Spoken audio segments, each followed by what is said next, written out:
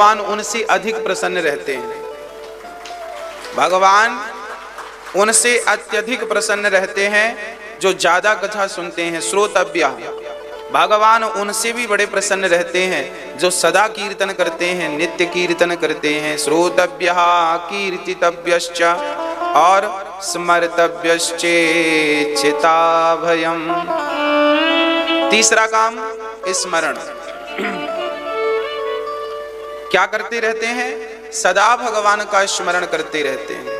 हर हाल में, हर स्थिति में, हर परिस्थिति में नित्य भगवत चिंतन करते रहते हैं। हर हाल में भगवान का जो स्मरण करते रहते हैं, भगवान कहते हैं ऐसे भक्त भी मुझे बहुत प्रिय लगते हैं। इसलिए भगवान उनको मिल जाते हैं जो भगवान का स्मरण करते हैं।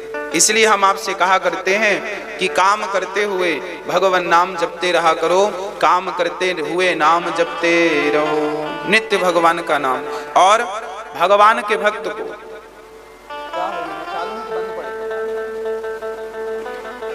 नित्य भगवान का नाम जपता हुआ जो बंदा, जो व्यक्ति भगवत चर्चा करता हुआ जो व्यक्ति आगे बढ़ता है, स्मरण करता हुआ, उन्हें भगवत प्राप्ति निश्चित होती है। ज्यादा हाय हाय नहीं, ज्यादा संग्रह नहीं, ज्यादा धन के पीछे भागना नहीं। जो व्यक्ति धन के पीछे भागता है उसे धन तो मिल जाता है पर भगवान के दर्शन से वंचित रह जाता है। इसलिए भगवान, ये बातें उनके लिए हैं जो भगवान के भक्त हैं। जो संसार के भक्त हैं ये बातें उनके लिए नहीं। दो प्रकार के लोग होते हैं, एक संसार को पाने की इच्छा रखते हैं, एक भगवान को पाने की इच्छा रखते हैं। तो जो व्यक्ति भगवान को पाने की इच्छा रख रहा है उन लोगों के लिए मैं ये बातें कह रहा हूं। जो संसार को पाने के लिए जी रहा है उसे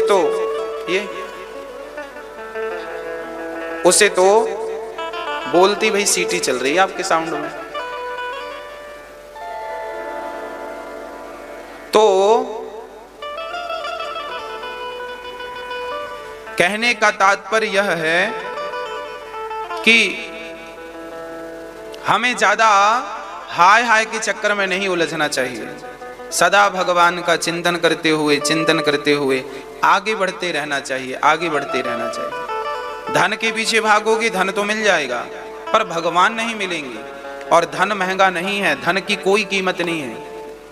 भगवान मिल गए तो सब मिल गया, और भगवान नहीं मिले धन मिल गया तो धन पाकर भी, बहुत कुछ पाकर भी भगवान को ना पाया तो सब कुछ पाकर भी सब बेकार है।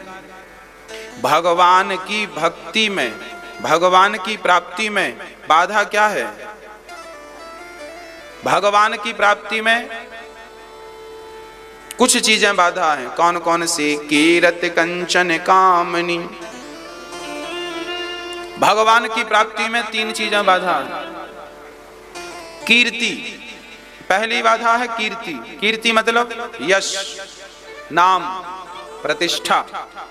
आप लोग किसके लिए भागते हैं? हमारा भी नाम हो जाए, हमारी भी प्रतिष्ठा हो जाए। लोग साधु बन जाते हैं पर वो अपनी प्रतिष्ठा को भुला नहीं पाते। महाराज हम बहुत बड़े जज थे, सब छोड़ छाड़ के भजन करने आए हैं। लो भजन करने आ तो गए लेकिन मैं जज था, ये अहंकार अभी गया नहीं। महाराज जी हम करोड़पति थे और सब छोड़ करके वृंदावन में पड़े हैं। भैया तुम पड़े हो ये तो अच्छी बात है, पर आप करोड़पति थे, ये अहंकार अभी तक आपके भीतर है। जब तक इस अहंकार का नाश नहीं होगा तब तक भगवत प्राप्ति में यही अहंकार बाधा है। मैं कुछ था या मैं कुछ हूं, यही बाधा है, यही भगवत प्राप्ति में। तो कीर्ति बाधा है भगवान की प्राप्ति में। प्रतिष्ठा को सूत्री विष्ठा मानना चाहिए। भगवान के भक्त को प्रतिष्ठा किसके तुल्य है? विष्ठा। विष्ठा सूकरी का मल, उसे विष्ठा, सूकरी विष्ठा कहते हैं। अर्थात मल और मूत्र की तरह प्रतिष्ठा विष्ठा की तरह हो। जो व्यक्ति अपने जीवन में प्रतिष्ठा को त्याग कर भगवान की ओर आगे बढ़ता हो वह भगवान तक निश्चित पहुंचता है। तो भगवान की प्राप्ति में पहली बाधा है प्रतिष्ठा। आप भगवान की तरफ बढ़ेंगे तो आप प्रतिष्ठित हो जाएंगे, और प्रतिष्ठित हो गए और प्रतिष्ठा में उलझ गए तो भगवान फिर रह जाएंगे। हाँ? अच्छा, भगवान के भक्त को प्रतिष्ठा मिलती है कि नहीं? मिलती है। भक्त का बड़ा सम्मान करते हैं लोग। पहली बाधा कीर्ति, दूसरी बाधा कंचन। कंचन बोले तो धन, सोना। जब भगवान की ओर आप बढ़ते हैं तो आपको रास्ते में धन बहुत मिलता है। मानो वो धन अपनी ओर आकर्षित करता है, आजा आजा आजा। और यदि आप धन में उलझ गए तो क्या होगा? तो फिर धन तो मिलेगा, भगवान फिर नहीं मिलेंगे। आप उलझ गए ना, उलझ गए। तो धन बाधा है भगवत प्राप्ति में। देखो, जिसे धन पाना है उसके लिए धन बाधा नहीं है, वो तो धन पाकर ही खुश है। लेकिन जो भगवान को लक्ष्य मानकर बढ़ रहा है, ईश्वर पाना है, उसके लिए ये सब चीजें बाधा है ना। तो धन बाधा है। और तीसरी बाधा है कामनी। कामनी बोले तो स्त्री। जब आप भगवान की भक्ति की ओर चलेंगे तो अप्सराएं मिलती हैं। अप्सराएं जब मिलेंगी तो अप्सराओं में मत उलझ जाइएगा। यदि अप्सरा अच्छी लगी तो अप्सरा तो मिल जाएगी, पर आप रास्ता भटक चुके होंगे। ये बहुत कठिन है। अपने मन को काबू में रख लेने की प्राप्ति होगी। इन तीनों को पार कर गए, भागवत भगवान मिल गए। हनुमान जी को सीता जी सहज में नहीं मिली। हनुमान जी को सीता जी, सीता कौन है? सीता भक्ति स्वरूपा है। राम कौन है? राम ज्ञान स्वरूप है। लक्ष्मण कौन है? लक्ष्मण वैराग्य स्वरूप है। भक्ति सीता है, राम ज्ञान है, और लक्ष्मण जी कौन है? मैया, मैया जी। ओ मेरी माँ, बात समझ में आ रही है कि नहीं? बोलो हाँ। सुपारी चबा रही हो?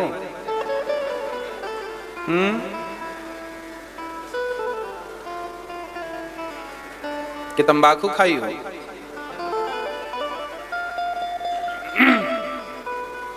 भक्ति कौन है? बोलो। माता सीता भक्ति स्वरूपा है। राम कौन है? ज्ञान स्वरूप, ज्ञान का रूप है। और लक्ष्मण जी कौन है? वैराग्य। तो हनुमान जी लंका जा रहे हैं किसके पास? बोलो, भक्ति के पास। तो हनुमान जी जब लंका गए भक्ति के पास, तो क्या भक्ति तक पहुंचना सरल था? सरल था? नहीं। क्या कठिनाई थी? सागर था। क्या था? सागर था। चलो, सागर ज्यों-त्यों पार किया तो राक्षसी आ गई, बड़ा सा मुंह फाड़ के बैठी है, तुम्हें खा जाऊंगी। हनुमान जी ने फिर छोटा सा रूप बनाया और जैसे तैसे वहां से आगे बढ़े। आगे चले तो लंकिनी थी, नाम लंकिनी एक निश्चरी। और आगे चले तो हनुमान जी लंका पहुंच तो गए। रात भर खोजा, पर माता सीता अर्थात हनुमान जी को भक्ति की प्राप्ति नहीं हुई। भक्ति की प्राप्ति कब हुई? जब हनुमान जी को एक भक्त मिला। कौन? विभीषण जी। पूरी रात भटकते रहे हनुमान जी। मंदिर मंदिर प्रति कर शोधा, देखे जहाँ तहाँ अगणित जोधा। गयऊं दसानन मंदिर माही, अति विचित्र कहीं जात सुनाही। शयन किए देखा कपितेहि, मंदिर महु न देख वैदेही। भवन एक पुनि दीखे सुहावा, हरि मंदिर तहाँ भिन्न बनावा। रामायुध वंकित ग्रह, शोभा बरनि न जाय। नव तुलसी का वृंद तहाँ, देखे हरस कपिरा। हनुमान जी गए। मंदिर मंदिर प्रति कर शोधा, देखे जहाँ तहाँ अगणित जोधा। सारी लंका में हनुमान जी गए, पर कहीं माता सीता का दर्शन नहीं हुआ। फिर क्या हुआ? फिर हनुमान जी गए तो वहां एक विचित्र व्यक्ति और विचित्र घर नजर आया। लंका में कहीं हनुमान जी को राम नाम नजर नहीं आया, पर विभीषण की कुटिया पर राम नाम लिखा था, शंख चक्र का निशान था। हनुमान जी समझ गए नव तुलसी का वृंद तहाँ, तुलसी भी लगी थी। रामायुध अंकित ग्रह शोभा वरनि न जाय, नव तुलसी का वृंद तहाँ देख हरसि कपिराय। हनुमान जी समझ गए ये किसी भक्त का घर है और इन भक्त से मिलने में मेरी कोई हानि नहीं है। तुरंत हनुमान जी गए और राम नाम तेहि सुमिरन कीन्हा। अंदर से जैसी विभीषण सुबह के 4 बज रहे थे तो विभीषण जी के मुंह से राम नाम निकला। बंद करो इसको। क्या अरे पंखा, राम नाम तेहि सुमिरन कीन्हा, हृदय हरस कपि सज्जन। सवेरे उठे तो सबसे पहले राम नाम निकला मुंह से। जब मुंह से राम नाम निकला, हनुमान जी समझ गए ये कोई भक्त है और इस भक्त से दोस्ती करने में, मित्रता करने में कोई नुकसान नहीं है, कोई नुकसान नहीं है। अब हनुमान जी ने विभीषण से भेंट की और जब विभीषण से मिलना हुआ तब विभीषण जी ने कहा कि सीता माता अशोक वाटिका में है, वहां जाओ। भक्ति तब तक प्राप्त नहीं होगी जब तक कोई भक्त प्राप्त ना हो जाए। बिना भक्त के हनुमान जी को भी भक्ति तब तक नहीं मिली जब तक उनको भक्त नहीं मिला। पहले विभीषण जी मिले, फिर सीता जी मिली। अच्छा और सुनो, विभीषण जी को भक्ति तो मिल गई थी, पर भगवान नहीं मिले थे। और हनुमान जी को भगवान मिल गए थे पर भक्ति नहीं मिली। सही है। हनुमान जी किसके पास से आए हैं? राम जी के पास से, है ना। राम जी का ही तो संदेशा लाए हैं सीता माता के लिए। और विभीषण अब लंका में रहता है और सीता भी लंका में, तो विभीषण भी जाके दर्शन कर लेता था। मतलब विभीषण को भक्ति तो मिल गई पर अभी तक विभीषण को एक बार भी राम नहीं मिले। विभीषण को राम तब तक नहीं मिले जब तक हनुमान जैसे संत का दर्शन नहीं हुआ। विभीषण के लिए हनुमान भक्त थे और हनुमान के लिए विभीषण भक्त थे। कहने का अर्थ ये है कि जब भक्त भक्त का दर्शन करता है, जब भक्त भक्त से मिलते हैं तो उन्हें भक्ति और भगवान दोनों की प्राप्ति हो जाती है। सो हो गई, दोनों मिल गए। और तात्पर्य यह हुआ कि जीवन में जो भगवान को प्राप्त करना चाहता है वो संसार के विषयों में उलझना नहीं चाहता। हनुमान जी लंका गए, सीता तक पहुंचे, कठिन था।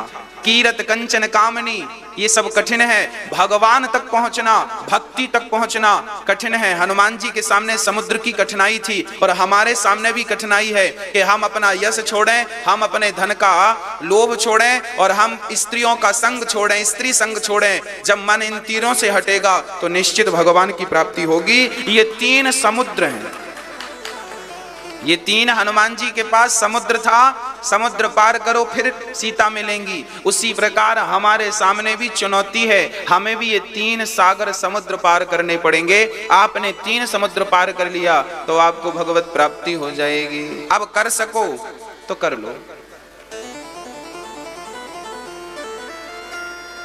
इसलिए सुखदेव भगवान कहते हैं ज्यादा हाय हाय में नहीं उलझना चाहिए। सुखदेव भगवान को प्रणाम करते हैं, 10 लक्षणों का वर्णन करते हैं और अब भगवान के स्वभाव का वर्णन करते हैं। भगवान कैसे हैं? भगवान विदुर जी के घर जाकर छिलकों का भोग लगाते हैं, दुर्योधन की मेवा त्यागते हैं और विदुर के घर जाकर छिलकों का भोग लगाते हैं। आज भगवान शांति दूत बनकर के आए हैं और शांति दूत बनकर के दुर्योधन को समझा रहे हैं कि युद्ध करने से कोई फायदा नहीं, पांडवों को रहने के 5 गांव दे दो। दुर्योधन रत्ती भर बात नहीं मानता भगवान श्री कृष्ण की, कोई बात नहीं मानी उसने। अंत में भगवान से कहता है कि मैं आपको 56 भोग खिलाकर प्रसन्न करना चाहता हूं। भगवान बोले हम तेरे घर नहीं खाएंगे। भगवान भी सबके घर नहीं खाते, है ना। भगवान किसके घर खाते हैं मेरी माँ? मैया जी, ओ मेरी माँ बताओ भगवान किसके घर खाते हैं? भगवान भक्त के घर खाते हैं। अच्छा, भगवान क्या जात पात देखते हैं कि हम ब्राह्मण के घर खाएंगे, क्षत्रिय के घर खाएंगे, वैश्य के घर नहीं खाएंगे, शूद्र के घर नहीं? ऐसा है क्या? ना, भगवान के जीवन में भगवान जात पात का कोई भेद नहीं मानते और जात पात का भेद किसी को नहीं मानना चाहिए। रामचरितमानस में स्पष्ट लिखा हुआ है कि मानहु एक भगति कर नाता। सबरी माता के प्रसंग में यह बात स्पष्ट लिखी है। भगवान से पूछा गया कि आप कौन सा नाता मानते हैं, किस जात को ज्यादा महत्व देते हैं? ब्राह्मणों को ज्यादा प्यार करते हैं भगवान के क्षत्रियों को, क्षत्रियों को ज्यादा प्यार करते हैं भगवान के वैश्यों को, वैश्यों को ज्यादा प्यार करते हैं भगवान के शूद्रों को। तो भगवान से पूछा कि आप ज्यादा प्यार किससे करते हैं? हिंदू से करते हैं कि मुसलमान से करते हैं, कि सिख से करते हैं कि ईसाई से करते हैं? आप ज्यादा प्यार किससे करते हैं? तब भगवान कहते हैं जो मुझे भजता है मैं उससे भजता हूं। वो किसी भी धर्म से हो, किसी भी जात का हो, जो भगवान को भजता है भगवान उसे भजते हैं। जात पात का, ऊंच नीच का कोई भेदभाव नहीं है। माता शबरी सवर जात की थी, आज की भाषा में कहें तो दलित की बेटी थी, पर राम उनके घर गए और उनके जूठे बेर खाए कि नहीं? राम ने कोई भेद नहीं रखा। निषाद राज, आज निषाद राज बोले तो भील, कोल भील, आज हाँ, जिनको आज हम लोग, बहुत सारे लोग आज भी जिनको अछूत मानते हैं, राम जी ने उन निषाद राज को अपने हृदय से लगाया कि नहीं और उनकी साग अर्थात उनकी सेवा को स्वीकार की। रात विश्राम भगवान ने निषाद राज के घर पे की थी जब वनवास हुआ था। तो राम जी ने जात पात की मर्यादाओं को त्रेता युग में ही तोड़ दी कि भाई जब मैं भगवान होकर जात पात को नहीं मानता, ऊंच नीच को नहीं मानता, तो आप भी ये ऊंच नीच से ऊपर उठ जाओ, आपको भी ऊंच नीच से ऊपर उठ जाना चाहिए। आज हमारे भारत की यही तो विडंबना है, हम सारे लोग एक नहीं हो पाते। ब्राह्मण, क्षत्रिय, वैश्य और शूद्र चारों एक नहीं हो पा रहे हैं, इनकी विचारधाराएं एक नहीं हो पा रही हैं। इसलिए हमारे बंटने का फायदा मुसलमान आए और हमारे देश में आक्रांता जब आए, अंग्रेज आए, तो अंग्रेजों ने क्या किया? हम हिंदुओं को आपस में लड़ाया ही तो था। ब्राह्मण को क्षत्रिय से, क्षत्रिय को वैश्य से, वैश्य को शूद्र से लड़ाया, फूट डालो और शासन करो। अंग्रेज जानते थे ये बेवकूफ लोग हैं, आपस में लड़ते हैं, इनकी लड़ाई का हम फायदा उठाते हैं, और उन्होंने 200 साल तक फायदा उठाया है। 2, 4, 10 साल नहीं मेरी माँ, हमें और आपको 200 साल तक बुद्धू बनाया है अंग्रेजों ने। आपस में ही लड़ाया। हम, एक राजा दूसरे राजे से लड़ गया, अंग्रेज लोग क्या करते, एक राजा को दूसरे राजा से लड़ा देते, और एक राजा, जब 2 राजा लड़ेंगे तो स्वाभाविक है कोई एक ही जीतेगा, तो जो जीत जाता अंग्रेज उसका साथ देते और बाद में मिलाकर उसको मार डालते और उसकी सत्ता कब्जा कर लेते। ऐसा अंग्रेज करते थे। यदि ये दोनों राजा एक होकर के अंग्रेजों से लड़ते तो अंग्रेजों की तो कोई ताकत नहीं थी। भारत में अंग्रेज कोई लाखों की संख्या में नहीं आए थे, 10-20 अंग्रेज ही आए थे, और 10-20 अंग्रेजों ने हम हिंदुओं की सेनाएं अपने में कर करके एक दूसरे से लड़ा करके और अपनी सेनाएं बढ़ाते गए। अंग्रेजों ने हिंदुओं को नहीं मारा, हिंदुओं को मारने वाले उस समय हिंदू लोग ही थे जो उनके पक्ष में चले गए थे। भाई राजा की 1 लाख की सेना है और वो राजा ने सपोर्ट कर दिया अंग्रेजों का, तो 1 लाख सेना मिल गई अंग्रेजों को, और वो 1 लाख सैनिक मार किसको रहे हैं? भारतवासियों को मार रहे हैं। कितने चतुर थे वो अंग्रेज, और हम उनकी चतुराई ना समझ पाए, और आज भी इस सबक नहीं लिया हम लोगों ने। आज भी आपने देखा होगा हमारे भारत में आपस में ही लोग लड़ रहे हैं, आपस में लड़ के मर रहे हैं।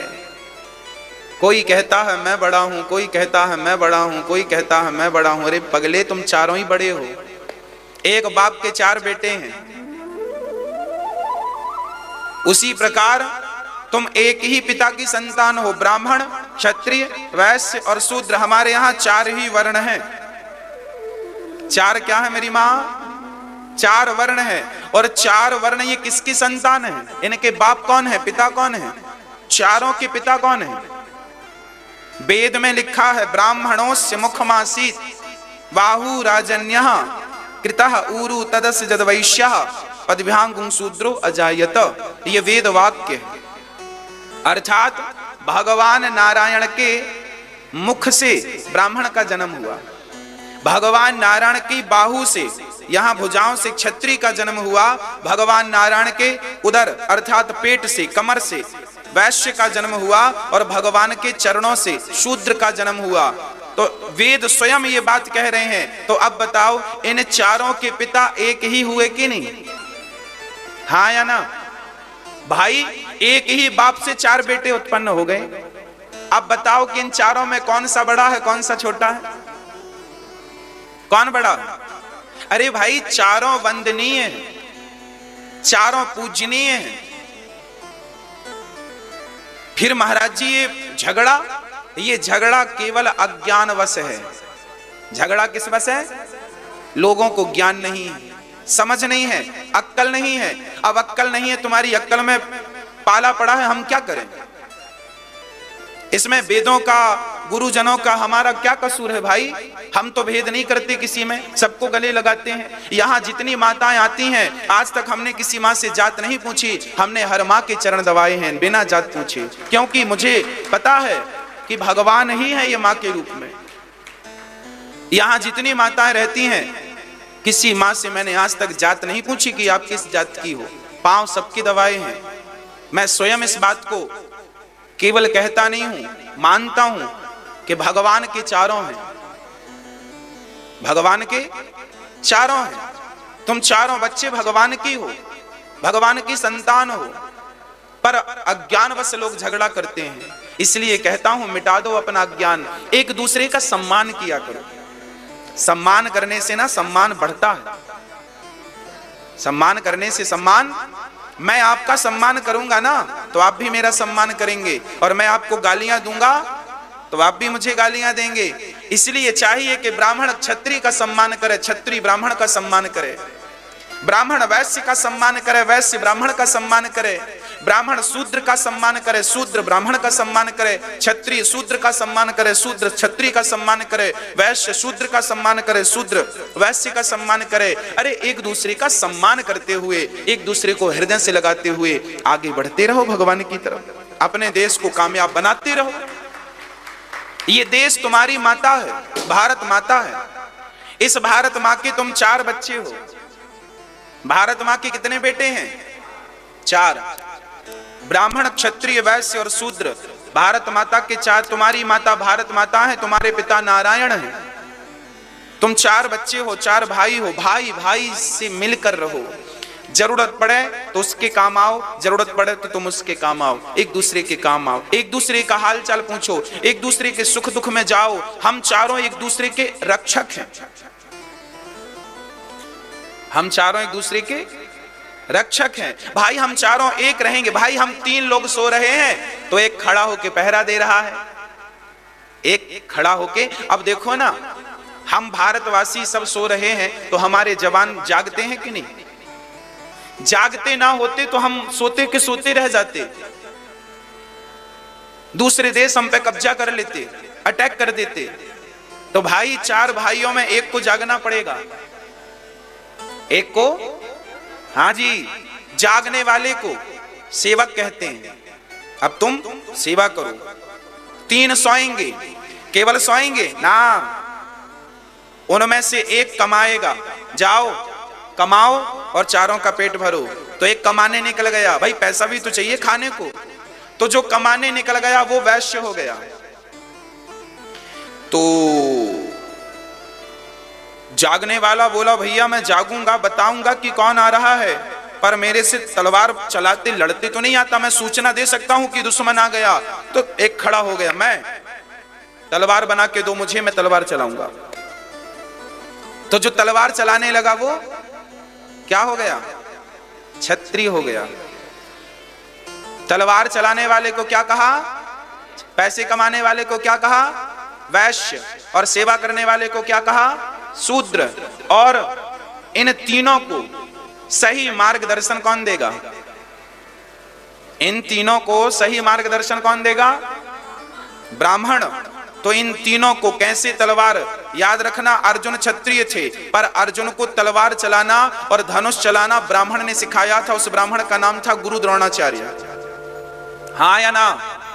ये परंपरा कोई आज की नहीं है, अनादि है।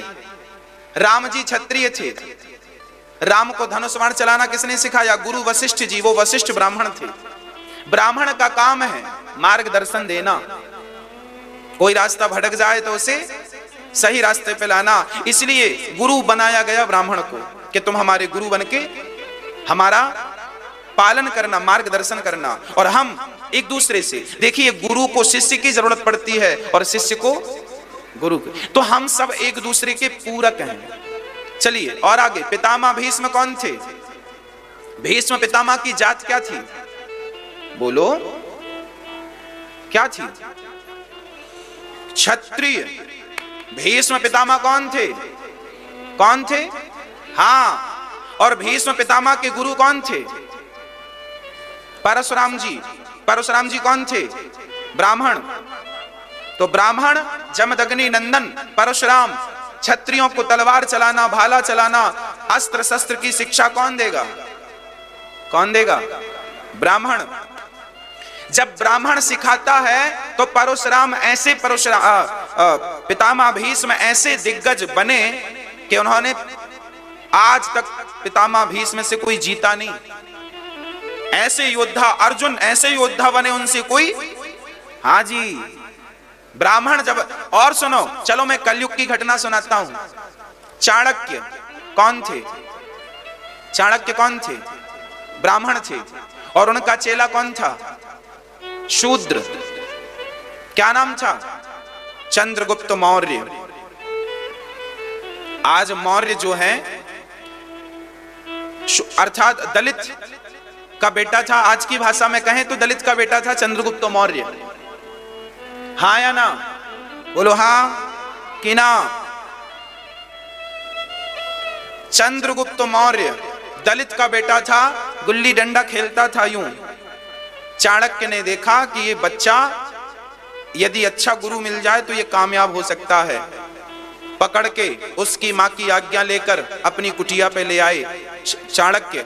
और उस बालक को जो गुल्ली डंडा खेल रहा था, यूं कंचे खेल रहा था, उस बालक को भारत का सम्राट बना के खड़ा कर दिया एक ब्राह्मण ने।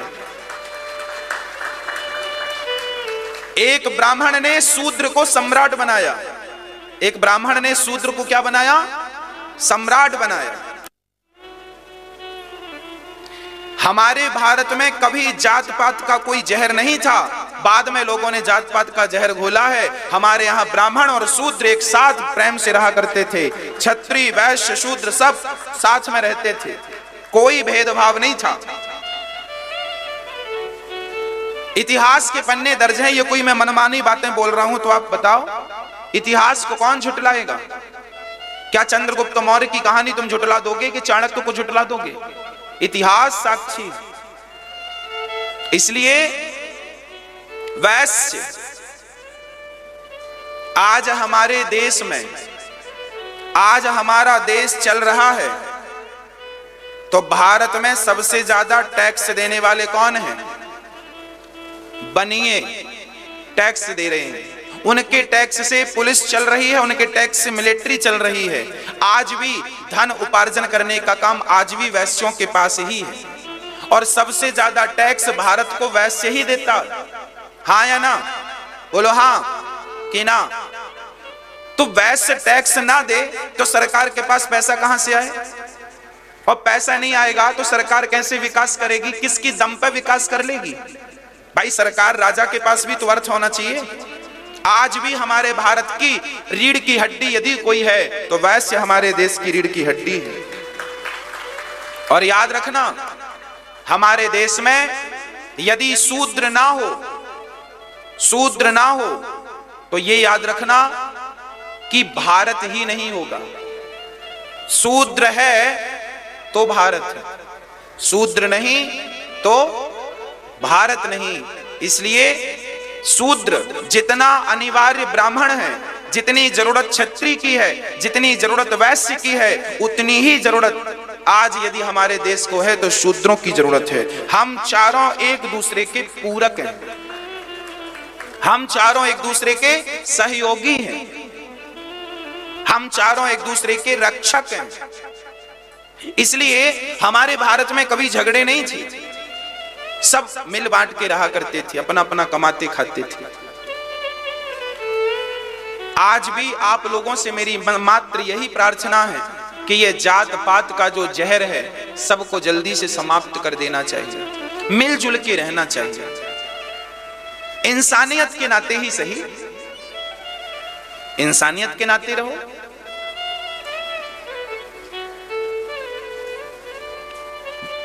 अब भगवान विदुर जी के, दुर्योधन क्षत्रिय था और विदुर जी शूद्र थे। दुर्योधन कौन था? क्षत्रिय था और विदुर जी शूद्र थे। भगवान ने दुर्योधन के घर भोजन नहीं किया और कहा मैं विदुरानी के घर, विदुर जी के घर जाऊंगा, और विदुर जी के घर गए और वहां विदुरानी ने भगवान को छिलके खिलाए। तो भगवान ने ये नहीं कहा कि छिलके कोई खाने की चीज है, अरे भक्त खिला रहा है तो भगवान खा रहा है, ये भगवान है। जब भगवान विदुरानी के छिलके खा सकते हैं तो फिर हम कौन हैं? हम कौन हैं? इसलिए हम सभी भगवान को भजें। हमारे भारत में शूद्रों को कहा गया था हरिजन, हमारे यहां दलित कभी नहीं कहा गया। दलित, ये दलित शब्द जो है शूद्रों के लिए, ये दलित शब्द किसने जोड़ा है? पहले शूद्रों को दलित नहीं कहा जाता था, क्या कहा जाता था? हरिजन। हरिजन का अर्थ क्या है? जो हरि के जन है उन्हें हरिजन कहते हैं, जो भगवान के हरिजन, जो भगवान की माला जपते हैं, जो भगवान के बिहारी जी के मंदिर में जितने लोग खड़े हैं उन्हें आप कह सकते हैं ये सब हरिजन हैं। हरि के जनों को हरिजन कहते हैं। हरि अर्थात परमात्मा के जनों को हरिजन कहते हैं। पर हरिजन से लोगों ने तोड़कर उन्हें दलित कहना शुरू कर दिया। हमारे यहां सबको सम्मान दिया गया था, शूद्रों को हरिजन कहा जाता था, ये हरिजन है। शूद्रों में एक भक्त हुए हैं, भक्त रविदास, रैदास जात के मोची, जूता का काम था, सिलने का काम था, जूता सिलते थे, जात के मोची थे। पर धन्य है वो रविदास, संत रविदास। उन महापुरुष के गुरु का नाम क्या था? क्या नाम था? रामानंदाचार्य जी। रामानंदाचार्य जी के 12 शिष्यों में एक शिष्य हुए हैं संत रविदास, है ना? देखो हमारे यहां कभी भेदभाव नहीं रहा।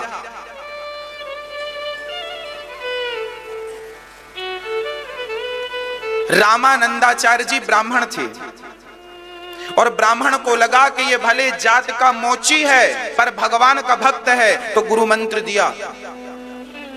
क्या दिया? गुरु मंत्र दिया, और गुरु मंत्र दे करके ज्ञान दिया, भक्ति दी, और वही संत रविदास जी बहुत बड़े संत बने। और वह भक्त रविदास जी ने सारे भारत में भक्ति की ध्वजा लहराई। उन्हीं संत की सेविका बनी मीराबाई। संत रविदास की शिष्या कौन बनी? मीराबाई ने संत रविदास से, मोची जात के, जिनको आज लोग अछूत कहते हैं, उनसे गुरु मंत्र लिया मीराबाई ने, और मीराबाई ने संत रविदास को गुरु बनाया। और देखो, गुरु जब संत रविदास हो तो मीरा को तो भगवान मिलने ही थे, मिल गए भगवान। वस्तु, मीरा अपने पदों में गाती है, गुरु का जिक्र करती है, वस्तु अमोलक दी मेरे सतगुरु, करी कृपा अपनायो, पायो जी मैंने राम रतन धन। आज बहुत सारे लोग ब्राह्मणों को आरोप लगाते हैं, ब्राह्मणों ने जात पात बनाई है। कई लोग कहते हैं ब्राह्मणों ने छुआछूत पैदा की है। कभी इतिहास के पन्नों को आपने उल्टा पलटा के देखा है कि नहीं? ब्राह्मणों ने, अरे ब्राह्मण भी तुम्हारे जैसा ही तो है, उसे भी तो रोटियां चाहिए, उसके भी तो परिवार है, उसका भी तो बच्चा है। अरे ब्राह्मण हमेशा चारों वर्णों को जोड़ के आगे बढ़ाने का काम करता आया है। मैं ब्राह्मण हूं शरीर से, पर मैं यही चाहता हूं कि मेरे भारत में हम चारों ब्राह्मण क्षत्रिय वैश्य शूद्र चारों भाई भाई की तरह, ये मेरी इच्छा है। मेरे अंदर सबके प्रति प्यार है, सबके प्रति स्नेह है। मैं नहीं मानता कि ये छोटा है, ये बड़ा है। मैं तो ये मानता हूं कि ये भी भगवान है, ये भी भगवान है, ये भी भगवान है और ये भी भगवान है। मैं शूद्र में भी कृष्ण को देखता हूं, वैश्य में भी कृष्ण को देखता हूं, क्षत्रिय में भी कृष्ण को देखता हूं और ब्राह्मण में भी अपने श्री कृष्ण को ही देखता हूं। झगड़ा करने वाले ही अलग हैं, झगड़ा करने वाले अलग हैं, उनका काम ही झगड़ा करना और हमारा काम चारों को एक करना, गलतफहमियां समाप्त करनी है। संत रविदास के गुरु ब्राह्मण रामानंदाचार्य जी थे, उन्हें स्वीकार किया, भले वो मोची थे। और धन्य है रविदास जी, रविदास जी की जब ख्याति बढ़ी तो सुनना, संत रविदास से बड़े बड़े पंडितों ने, बड़े बड़े ब्राह्मणों ने भी गुरु मंत्र प्राप्त करके अपना कल्याण कर लिया। यदि आपका रिश्ता भगवान से है तो फिर मेरा भी आपसे रिश्ता है। फिर आप किसी भी जात के हो, आप किसी भी धर्म और मजहब से हो, यदि आपका संबंध मेरे राम से है, मेरे कृष्ण से है, मेरे नारायण से आपका संबंध है, तो फिर मेरा भी आपसे संबंध है। और आपका भगवान से संबंध नहीं है तो आप भले मेरे ही कुल में क्यों ना पैदा हुए हों, मेरा आपसे कोई संबंध नहीं है, क्योंकि आपका भगवान से संबंध नहीं है। इसलिए संत रविदास का संबंध भगवान से हो गया और जब संबंध हुआ तो सबने उनसे संबंध जोड़ा। याद रखना मेरी माँ, अपना संबंधी उन्हीं को बनाना जिन्होंने भगवान को अपना संबंधी बना रखा हो। संसार के लोगों को संबंधी बनाने से कोई फायदा नहीं। जात पात ऊंच नीच ये वो लोग करते हैं जिनका काम झगड़ा करना, वही लोग जहर घोलते हैं और आप उनकी बातों में आके भड़क जाते हैं, आपस में लड़ते हैं। ऐसे ही आपस में लड़ते रहोगे तो फिर अंग्रेज आएंगे, फिर तुम्हें गुलाम बनाएंगे, फिर तुम्हारी बहन बेटियों को छीन कर ले जाएंगे, उन पर अत्याचार करेंगे। इसलिए आज मेरी बात समझ लो, पता नहीं कल मैं ये बात कहूंगा ना कहूंगा, प्यार से रहना सीख लो, मिलजुल के। संत तो गाते हैं बढ़िया सा भजन,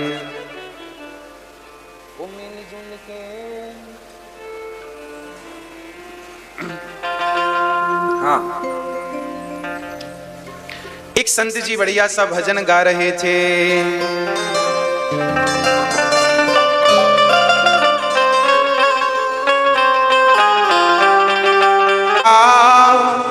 हम पहने गहना गहना संतों का ये कहना।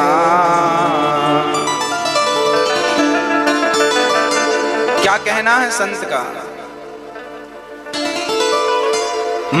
मन की डोर को प्रभु से जोड़ दो, मोह माया से प्यारे मन को मोड़ लो, माया के साथ नहीं रहना रहना संतों का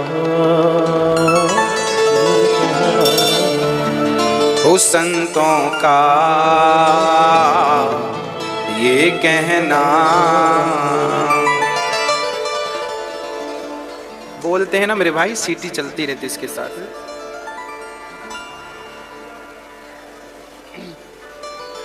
इसलिए हमें मिलजुल के प्यार से रहना है। गहना सोना चांदी का नहीं, प्रेम का गहना, सद्भाव का गहना, सहनशीलता का गहना हम सभी को धारण करना चाहिए।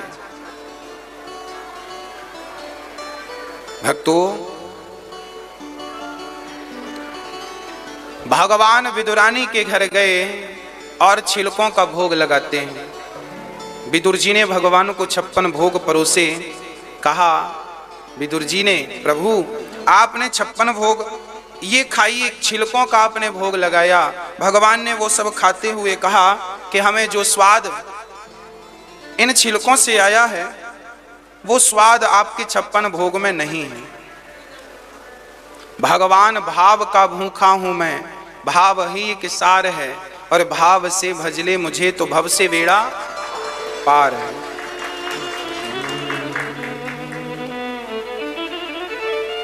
जब भगवान सारी लीलाओं को पूरा करके गए, तब भगवान को अपने परम भक्त विदुर जी की याद आई, और विदुर जी को भगवान ने याद करते हुए कहा कि उद्धव, मेरे भक्त को कह देना कि मैंने याद किया है। ठीक है। सूचना पहुंची, विदुर जी महाराज मैत्री जी के पास गए, प्रभु जो ज्ञान दिया है उस ज्ञान को मुझ तक पहुंचाइए। विदुर जी मैत्री जी से क्या प्रश्न करते हैं जरा सुनिएगा। विदुर जी मैत्री जी से कहते हैं, सुखाय कर्माणि करोति लोको न तैः सुखम वान्य दुपार वंबा विंदेत भूयस्ततेव दुखम यदत्र युक्तम भगवान वदेन्ना। सारी दुनिया सुख के लिए कर्म करती है, पर दुख क्यों मिलता है? विदुर जी का ये प्रश्न है मैत्री जी से। कहा देखो, सारी दुनिया के लोग सुख चाहते हैं, इसलिए उन्हें दुख भी मिलता है। आप सुख की चाहत ही मत रखो। यदि सुख चाहते हो तो सुख की चाहत त्याग दो। जो आपके सामने आ रहा है, जैसा आपके सामने आ रहा है, उसी को सुख मानकर आगे बढ़ते रहो, है ना? उसी को सुख मानकर आगे बढ़ते रहो। आप महीने के 10,000 कमा रहे हैं, उसी को सुख मानकर आगे बढ़ते रहो। लाख रुपए कमा रहे हैं, उसी को सुख मानकर आगे बढ़ते रहो। सारी दुनिया सुख चाहती है पर मिलता दुख है। क्यों? क्योंकि चाहती सुख है, इसलिए मिलता दुख है। इसलिए हम कहते हैं कोई चाह ही ना रखो। कबीरदास जी बड़ी ऐसी बात कहते हैं, चाह गई चिंता मिटी मनवा वे परवाह, जिसको कछु ना चाहिए सो ही साहंसा। चाह गई, जब आपकी इच्छाएं समाप्त हो जाएंगी तो आप बहुत सुखी हो जाएंगे। आपको सुखी कौन नहीं होने देता? आपकी तमाम इच्छाएं, बहुत सारी इच्छाएं। एक इच्छा पूरी होती है, दूसरी जाग जाती है, दूसरी पूरी होती है। ये इच्छाएं प्रसन्न नहीं रहने देती। अच्छा, जिनके पास बहुत इच्छाएं हैं वो ज्यादा सुखी है, या जिसकी कोई इच्छा नहीं है वो सुखी है? कौन सुखी है? इसलिए हम कहते हैं ये तो आपके हाथ में है, आपके वश में है। आप क्यों इतनी इच्छाएं करते हैं? अच्छा आप बताओ मैया, आपकी कितनी इच्छाएं? मैया जी, ओ मेरी माँ, कितनी इच्छाएं हैं आपकी? कोई नहीं। हाँ, वाह, आपकी कोई इच्छा नहीं है। अच्छा, फिर तो आप उच्च कोटि के हैं, फिर तो आपको कोई दुख नहीं होगा। हाँ, अच्छा है, ऐसा ही बना रहे भगवत कृपा से। हम तो यही चाहते हैं कि आपको और हमको कोई इच्छाएं ना सताएं। जब इच्छाएं सताती हैं कुछ प्राप्त करने की, तो फिर वो दुखी बनाती है ना?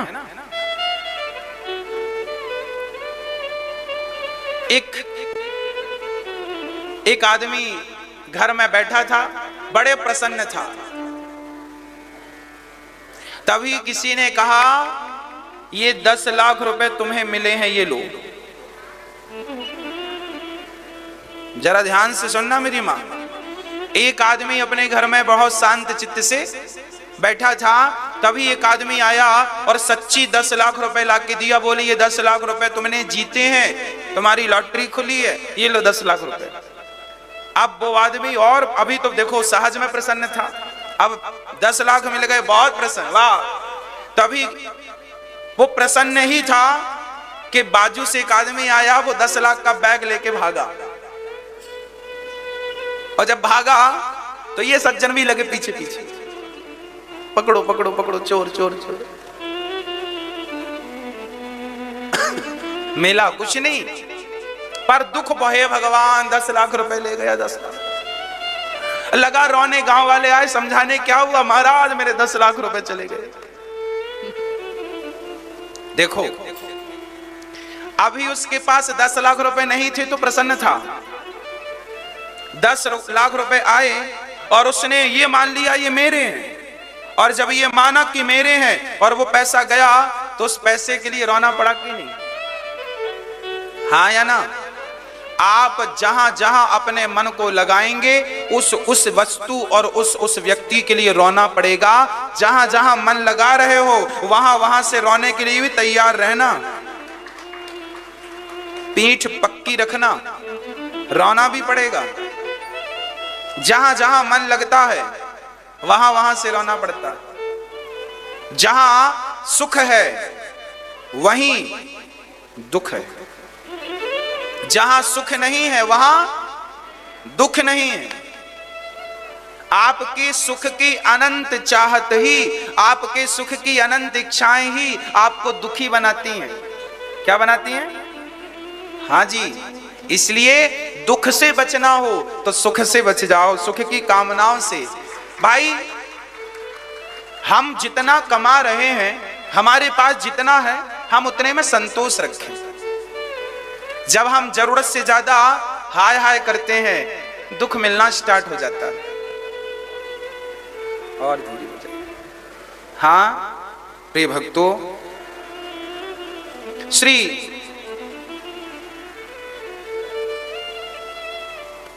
ब्रह्मा जी के बारे में सूत जी मैत्रेय जी विदुर जी को समझा रहे हैं, भगवान संसार कैसे बनाते हैं। भगवान नारायण की नाभि से कमल निकला, कमल में ब्रह्मा जी प्रकट भये। ब्रह्मा जी के शरीर के दाहिने अंग से मनु, पहले तो शनकादि इत्यादि हुए, रुद्र इत्यादि हुए, फिर दाहिने अंग से मनु और वाम अंग से शत्रुपा, मनु और शत्रुपा का प्राकट्य हुआ। मनु साक्षात नारायण थे, शत्रुपा साक्षात लक्ष्मी थी। हम सब मनु की संतानें हैं, इसलिए हमें मनुष्य कहा जाता है ना। मनु की 5 संतानें हुई, 3 बेटियां और 2 बेटे, आकुति, देवहूति, प्रसूति, प्रियव्रत, उत्तानपाद। 3 बेटियां। आकुति का विवाह रुचि प्रजापति से किया, देवहूति का विवाह कर्दम जी से किया और प्रसूति का विवाह दक्ष प्रजापति से किया। आकुति के यहाँ स्वयं यज्ञ भगवान प्रकट हुए और माता देवहूति का विवाह जब कर्दम जी से हुआ। कर्दम जी बहुत बड़े भजनानंदी संत थे। कर्दम जी बड़ी श्रद्धा से, बड़े भाव से भगवान का चिंतन करते थे, बहुत प्रेम से भगवान का भजन करते थे। अंत में क्या हुआ? ध्रुव जी, ये कर्दम जी के पास मनु जी आए, हमारी बेटी को स्वीकार कर लो। कर्दम जी ने बेटी को स्वीकार किया। कर्दम जी अब संत से गृहस्थ हो गए। देखो, गृहस्थ आश्रम सबसे बड़ी आश्रम है, गृहस्थ से अच्छा कुछ नहीं। पर गृहस्थी जब ठीक ठीक चले तब, है ना। गृहस्थी कैसी चलनी चाहिए? गृहस्थी के कुछ नियम है। मातृ देवो भव पहला नियम, पितृ देवो भव दूसरा नियम। ये वेद वचन है, ये वेद आज्ञा है। अतिथि देवो भव और आचार्य देवो भव, 4 आज्ञाओं का गृहस्थियों को पालन करना चाहिए। हर गृहस्थी को, जिसकी पत्नी है, जिसका पति है, वो लोग क्या करें? मातृ देवो भव, अपनी माँ को, माता को भगवान समझें। यही आपकी गृहस्थी का उद्देश्य है कि माँ को भगवान समझो, भगवान की तरह पूजो, पिता को भगवान समझो, भगवान की तरह पूजो, अतिथि को भगवान समझो और भगवान की तरह पूजो। अर्थात हमारे वेद पुराण यही कहते हैं कि तुम अपनी माँ में, पिता में, अपने अतिथि में, अर्थात सब में भगवान जानकर व्यवहार करो। भगवान की यही सर्वोत्कृष्ट भक्ति है, सबसे ऊंची, सबसे ऊंची भक्ति है। गृहस्थी कैसा हो? सच्चा गृहस्थी वही है जिसके घर से कभी कोई खाली लौटे ना, कोई भिखारी कभी खाली ना लौटे। ये गृहस्थी है। गृहस्थी में कैसे रहना चाहिए? करदम जी अपनी पत्नी के साथ रहते हैं, दोनों भगवत चिंतन करते हैं। करदम जी की 9 बेटियां हुई, कला, अनुसुईया, श्रद्धा, 9 बेटियां हुई। तो करदम जी ने अपनी 9 बेटियों का विवाह बढ़िया सब लड़का ढूंढ के विवाह कर दिया। करदम जी की 9 बेटियों का विवाह संपन्न हुआ। 9 बेटियां घर चली गईं अपने, अब दोनों पति पत्नी बचे। तो करदम जी ने अपनी पत्नी से कहा, देवी अब देखो तुम्हारा और हमारा बुढ़ापा आ रहा है, अब ऐसा करते हैं कि हम भजन करने जाते हैं, हमारा समय निकला जा रहा है। माता देवहूति ने कहा, प्रभु आप भजन में चले जाएंगे, समाधि लगा लेंगे, हम स्त्री जात हैं, हमारा क्या होगा? बेटियां तो रही नहीं, पराए घर चली गईं। तो करदम जी बोली, चाहती क्या हो? बोले एक पुत्र की और कामना। देखिए इच्छाएं माता देवहूति की भी थी। ये इच्छाओं से पार पा लेना सबके बस की बात नहीं। सारी दुनिया इच्छाओं की गुलाम है। करदम जी बोले ठीक है, और करदम जी रुके और माता देवहूति के गर्भ से एक सुंदर सा बालक जिनका नाम कपिल, 24 अवतारों में एक भगवान नारायण ही कपिल बन करके इस धरती पर प्रकट हो गए। वाह, बोलिए कपिल देव भगवान की जय। कपिल भगवान इस धरती में आए और बड़े प्रेम से अपना बाल्यकाल बिता रहे। अच्छा, करदम जी जो थे, इन्होंने देखा कि बेटा हो गया है, बच्चा समझदार हो गया है। अब करदम जी ने अपनी पत्नी से हाथ जोड़कर कहा, देवी आज्ञा दो, अब मैं जाऊंगा। कहां जा रहे हो? जाएंगे भजन करेंगे। भाई बेटियों का विवाह कर दिया, बेटा भी समझदार है, अब हम क्या करेंगे? घर में जा रहे हैं, भगवत चिंतन करेंगे। जीवन की अंतिम सार्थकता है भगवत प्राप्ति। यदि आपने भगवान को पा लिया तो सब कुछ पा लिया, और भगवान को नहीं पाया तो सब कुछ पाया भी तो उसका कोई अर्थ नहीं है ना। इसलिए करदम जी घर परिवार का त्याग करके चले गए। देखो आपकी उम्र कितनी है बताओ? 42 साल। अभी 42 साल के हैं, आप कितने के हो? दादाजी आपकी उम्र क्या है? हाँ 70। देखो जब आपकी उम्र 50 साल की हो जाए, 55 की हो जाए, चलो 5 और 60, जब आपकी आयु 60 साल की हो जाए तो फिर क्या करना चाहिए? धीरे धीरे 50 साल से शुरू कर दो, 60 साल तक में पूरा कर लो। क्या 10 साल दे रहा हूं आपको अभ्यास के लिए। 50 साल से ही आप धीरे धीरे अपने बच्चों से, अपनी बेटी से, अपने बेटे से, अपने नाती से धीरे धीरे मन को हटाना शुरू कर दो। मन को तो 10 साल लगेंगे, तब तक 60 के हो जाओगे। 60 साल में पूर्ण रूप से मन बेटा बेटी नाती पोते से हट जाएगा। उसके बाद तुरंत मन भगवान में लगा देना, कल्याण हो जाएगा। बहुत सरल है, कठिन नहीं है, पर लोग हटा नहीं पाते। बुढ़ापा आता है तो और मन लगता जाता है, मेरा नाती नाती नाती, मेरा पोता पोता पोता। जबकि वो बच्चा भी कहता है छोटा सा, बाबा बाबा बनो बाबा। अभी तक घर में ही पड़े हो बाबा, पर बाबा कहां बाबा बनता है? मेरा पोता पोता पोता, मेरा नाती। एक कहता है बाबा तो दूसरा मिट्टी का खिलौना मिट्टी में मिल जाएगा। पड़ोसी पड़ोसी क्या करता है, पड़ोसी पड़ोसी क्या करता है, पड़ोसी पड़ोसी क्या करता है, पड़ोसी पड़ोसी क्या करता है। पड़ोसी तो एक दिन जला के चला आएगा, पड़ोसी तो एक दिन जला के चला आएगा, पड़ोसी तो एक दिन जला के चला आएगा, पड़ोसी तो एक दिन जला के चला आएगा। मिट्टी का खिलौना मिट्टी में मिल जाएगा, मिट्टी का खिलौना मिट्टी में मिल जाएगा। ओ मिट्टी का खिलौना मिट्टी में मिल जाएगा, मिट्टी का खिलौना मिट्टी में मिल जाएगा। मनुष्य जन्म तूने पाया रे बंदे, मनुष्य जन्म तूने पाया रे बंदे, कर्म न कर तू जग में गंदे, कर्म न कर तू जग में गंदे। जैसा बीज बोया तू वैसा फल पाएगा, जैसा बीज बोया तू वैसा फल पाएगा, जैसा बीज बोया तू वैसा फल पाएगा, जैसा बीज बोया तू वैसा फल पाएगा। मिट्टी का खिलौना मिट्टी में मिल जाएगा, मिट्टी का खिलौना मिट्टी में मिल जाएगा। मान मेरा कहना नहीं तो पछताएगा, मान मेरा कहना नहीं तो पछताएगा। मिट्टी का खिलौना मिट्टी में मिल जाएगा, मिट्टी का खिलौना मिट्टी में मिल जाएगा। वो मिट्टी का खिलौना मिट्टी में मिल जाएगा, मिट्टी का खिलौना मिट्टी में मिल जाएगा। मान मेरा कहना नहीं तो पछताएगा,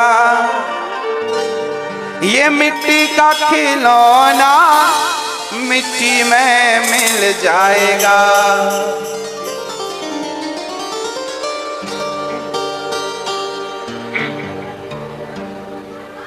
बेटा बेटा क्या करता है, बेटा बेटा क्या करता है, बेटा तेरा एक दिन पड़ोसी बन जाएगा, मिट्टी का खिलौना मिट्टी में मिल जाएगा। धन दौलत तेरे कोठी बंगले,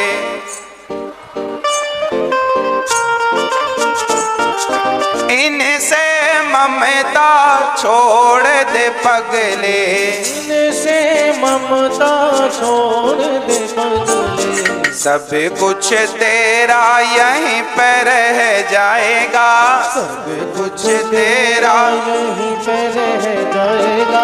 मिट्टी का खिलौना मिट्टी में मिल जाएगा, मिट्टी का खिलौना मिट्टी में मिल जाएगा।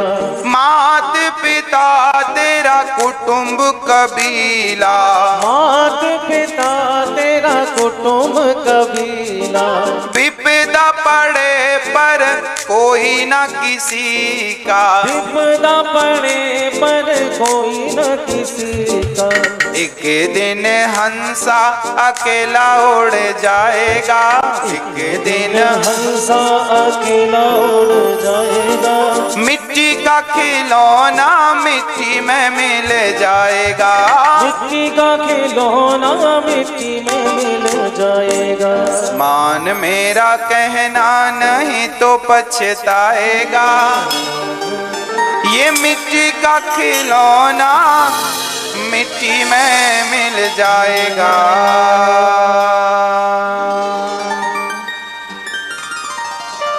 बात मान लो नहीं तो अब पछताए होत क्या, जब चिड़िया चुग गई खेत।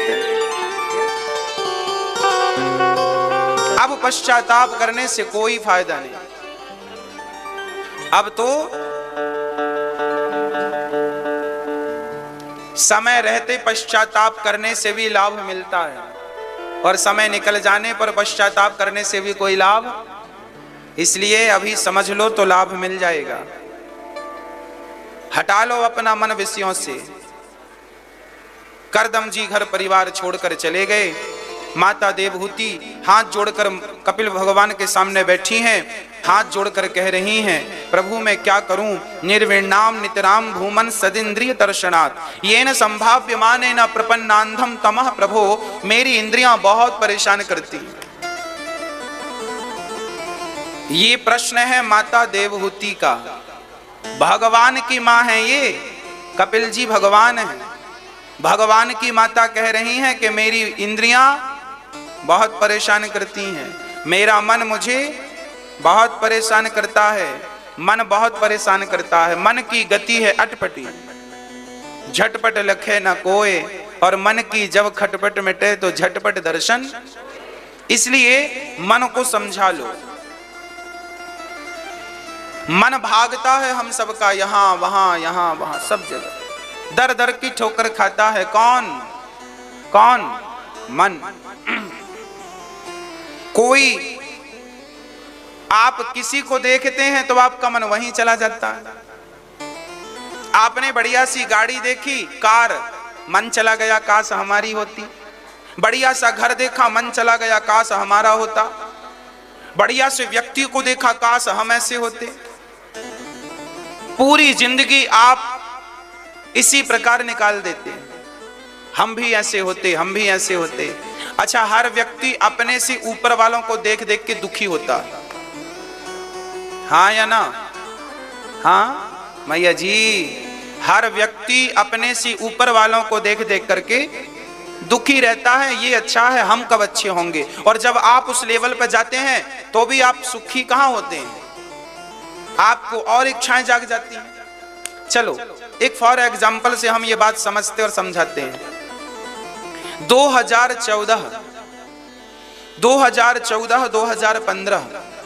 2015 में आप जितने धनवान थे, आज 2021 में आप उससे ज्यादा हुए हैं, प्लस हुए हैं या माइनस हुए हैं? जवाब दो, बोलो, क्या हुए हैं? आप 2014 से आज 2021 तक प्लस हुए हैं कि माइनस? प्लस हुए हैं, बढ़ा है आपका धन। आप 2014 में सोचते थे, हे भगवान मेरे पास एक गाड़ी हो, एक घर हो, पर 2021 तक गाड़ी और घर दोनों आ गए। पर बताओ, आपकी आय बढ़ी है, आपका धन बढ़ा है, फिर भी क्या आप सुखी हुए? अच्छा, आज आपके पास जितना पैसा है, माना कि आपके पास 10 करोड़ है, और आपको 2022 तक यदि आपके पास 20 करोड़ आ जाएं, 50 करोड़ आ जाएं, तो भी जवाब दीजिएगा। आपके पास यदि आज 1 लाख की संपत्ति है और कल आपके पास 50 लाख की संपत्ति आ जाए, तो भी क्या आप प्रसन्न होंगे? तो भी क्या आपकी इच्छाएं समाप्त होंगी?